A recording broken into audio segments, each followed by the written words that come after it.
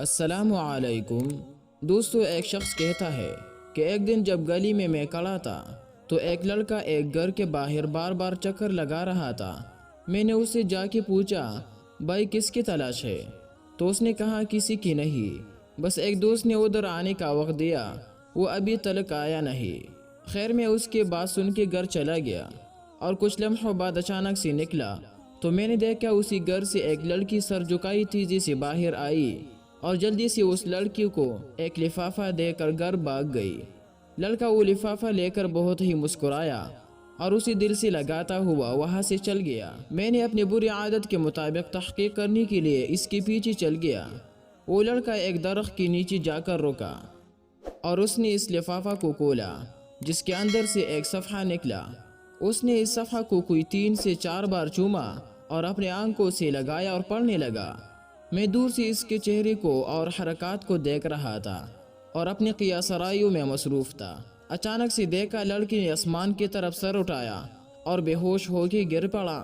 میں بھاگتے ہوئے اس کے قریب گیا اور اس کے ہاتھ سے وہ ورق لے کر تجسس سے پڑھنے لگا۔ یہ ایک خط تھا دوستو جو اس لڑکی نے اپنے اس عاشق کو لکھا۔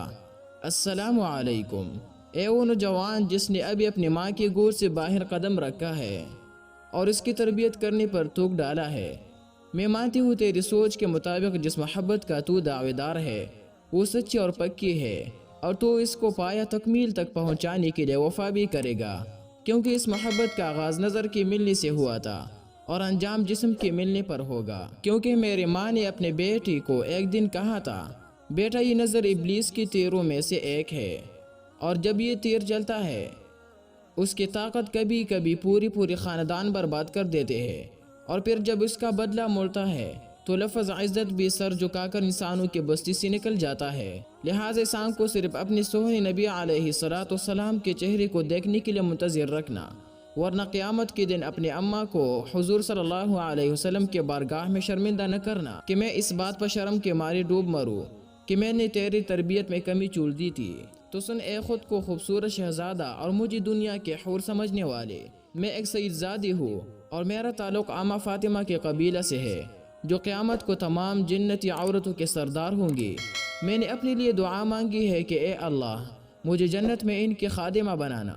تو خود فیصلہ کر، اگر میں تیری محبت میں مبتلا ہو جاؤں تو خادمیت تو کیا مجھے جنت کے قریب بھی نہیں آنے دیا جائے گا۔ رہا سوال تو نے جو مجھے کل شام باغ کے اس پیڑ کے نیچے ملنے کو بلایا ہے، میں وہاں بھی آ جاتی، لیکن میں تم سے ایک وعدہ لوں کہ تو اپنے بہن گڈی کو بھی ساتھ لے کر آنا اور میں اپنے بھائی کو، کیونکہ تیری نظر میں دنیا کے سب سے شریف عورت تیری گڈی بہن ہے اور میرے بھائی کے نظر میں دنیا کے سب سے شریف عورت میں ہوں۔ اس طرح دونوں مردوں کی غلط فہمی دور ہو جائیں گی، اور اس کے بعد جب گاؤں میں یہ خبر پھیلیں گے تو کوئی بھائی اپنے بہن کو شریف نہیں سمجھے گا۔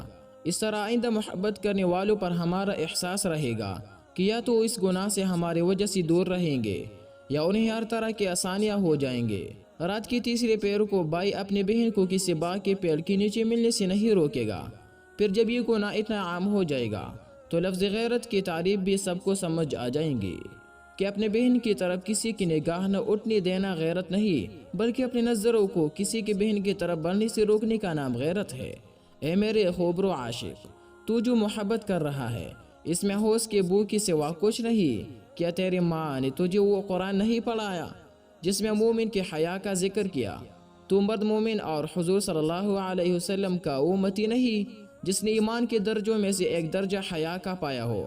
میرے باتیں پڑھ کر تجھے غصہ آیا ہوگا کہ میں نے تیرے بہن کا ذکر کیوں کیا، لیکن ایمان کی بات ہے، ہر باحیا بھائی کی یہ کیفیت ہی ہوتے ہیں، مگر ایسا ہونا کہ اپنے بہن کے علاوہ کسی بھی عورت کو شریف نہ سمجھنا، یہ گندی سوچ اور تربیت کا نتیجہ ہے۔ کیا تو نے حضرت علی کا یہ فرمان نہیں پڑھا؟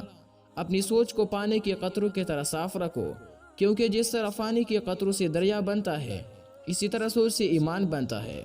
کیا تیرے پاس جو ایمان ہے وہ دکھلاوے کا ہے؟ میں تجھے تبلیغ نہیں کر رہی، بس اتنا بتا رہی ہوں کہ تیرے بہن گڈی جو کہ میرے دوست ہے، اس کو بھی ایک تجھ جیسے بھی ایمان اور راہ بٹ کے نوجوان نے خط لکھا اور اسی پیڑ کے نیچے بلایا، لیکن عین اسی وقت جب کہ میں تجھے خط دے رہی ہوں تیرے بہن نے بھی اسے خط دیا اور اسے اس کی محبت کا جواب دیا کہ وہ اس سے محبت کریں گے۔ انہی بات و شرائط کے ساتھ جو میں تجھے لکھ رہی ہوں، اگر تجھے یہ سب میری باتیں منظور ہے تو جا اور جا کے گڈی کو بھی ایسا کرنے کی اجازت دے دے جو تو مجھ سے چاہتا ہے، کیونکہ اس لڑکی کو بھی میں نے یہی الفاظ گڈی سے لکھوا کے دیے، اور اگر میں ایسا نہ کرتی تو وہ لڑکا بھی راہ راست پر نہ آتا اور تیرے بہن بھی گمراہ ہو چکی تھی۔ اب آخری دو باتیں جن کا تو اپنے اللہ سے وعدہ کرنا، تو نے مجھ پر بری نظر ڈالی تو تیرے لیے اللہ نے یہ مکافات عمل والا سبق پیدا کیا، اور میں نے تیرے بہن کو بری راہ سے بچایا، اس لیے میں بھی اللہ کے عطا کردہ ہمت سے تیری گمراہی اور اللہ کے ناراضگی والے جال سے بچ گئی ہوں۔ اب اگر میرا تیری بہن پر احساس ہے تو پھر اس کو بول کر اپنے گناہ کے ضد پر قائم رہنا چاہتا ہے، تو اس دفعہ یاد رکھنا اللہ نے تجھے 4 بہنیں اور 1 ماں دی ہے۔ میں بھی اللہ سے دعا کروں گی کہ اللہ تجھے اور تیرے گھر والوں کو گمراہی اور اسے گناہ سے بچائے، اور تو بھی اللہ سے توبہ کر۔ یہ میرا پہلا پیار کا خط ہے جس میں اعتراف کرتی ہوں کہ میں اللہ سے، اس کے حبیب صلی اللہ علیہ وسلم سے پیار کرتی ہوں۔ اگر جس چیز کی تو دعوت دیتا ہے یہ میرے نبی پاک صلی اللہ علیہ وسلم کی سیرت میں ہوتی تو میں اس پر عمل کرتی، اور اگر ایسا عمل اور اس کی مثال اما فاطمہ کی زندگی میں ملتی تو میں اس پر عمل کرتی، اور اگر ان کی زندگی میں نہیں اور میری اور تیرے والدہ کی زندگی میں ایسی ایک نہیں 1000 مثالیں بھی ہوتی تو بھی تو مجھے ہرگز اس دعوت کا قبول کرنے والا نہ پاتا۔ اللہ تیرے بہنوں اور میرے عزت کی حفاظت فرمائے۔ والسلام۔ جی ہاں دوستو، لوگوں کی بہن بیٹیوں کو داغدار کرنے والوں سنو، ایک نہ ایک دن تمہارے بہن بیٹیوں کے ساتھ بھی ویسا ہی ہوگا، کیونکہ یہ ایک قرض ہے جو چکانا ہی پڑتا ہے۔ اس لیے دوسری کی عزت کو اپنی عزت سمجھو، کسی کو بری نظر سے نہ دیکھو، ورنہ جو تم کرو گے وہ کل آپ کے ساتھ بھی ہو کر رہے گا۔